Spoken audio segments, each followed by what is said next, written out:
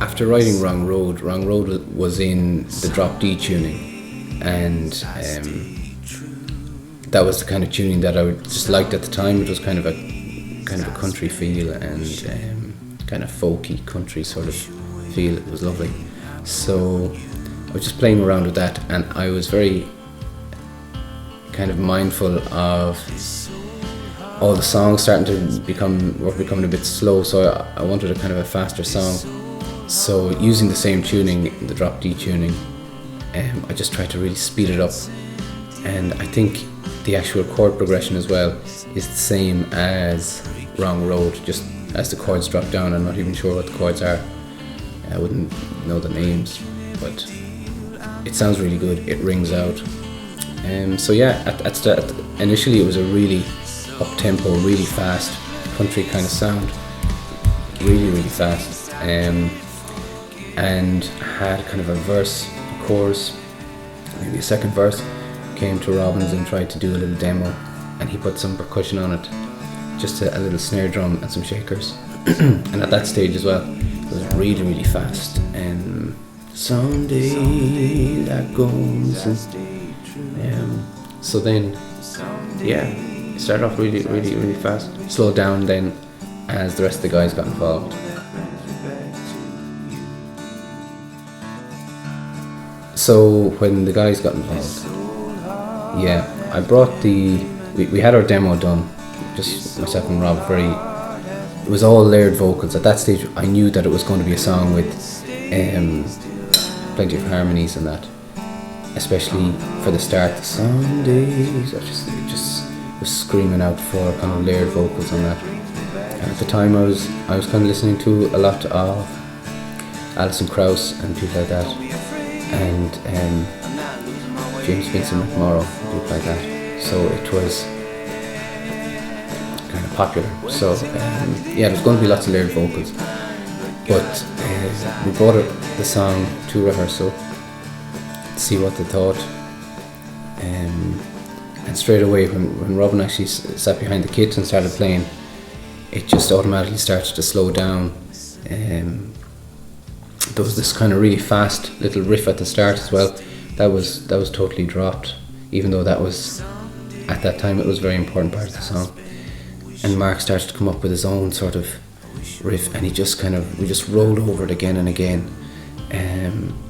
Just those few chords as they dropped down at the start, and then Adam and Robin started to get this real slow groove. It started to come back even further and further.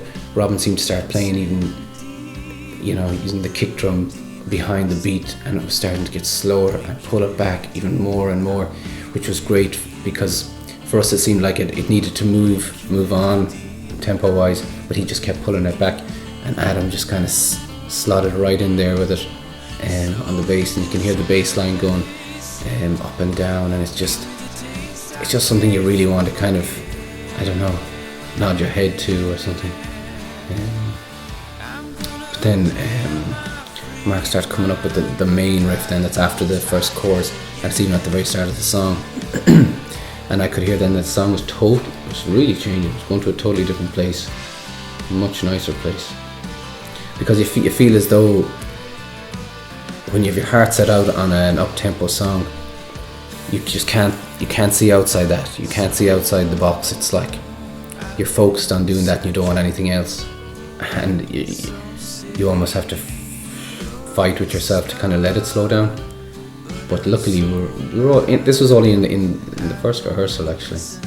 Once everybody kind of got relaxed with it, and just let the song kind of go where it needs to go. So yeah, and we had the middle eight, had some kind of lyrics done for that, had the chorus in the middle eight, and yeah, really kind of wrapped it up in that kind of, just really the first rehearsal, I suppose.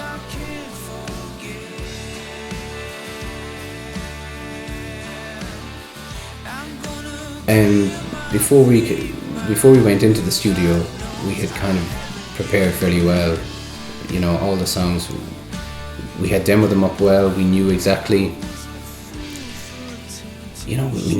how much time you can spend once you get into the studio, trying to mess around with songs and trying to add and take away and things like that.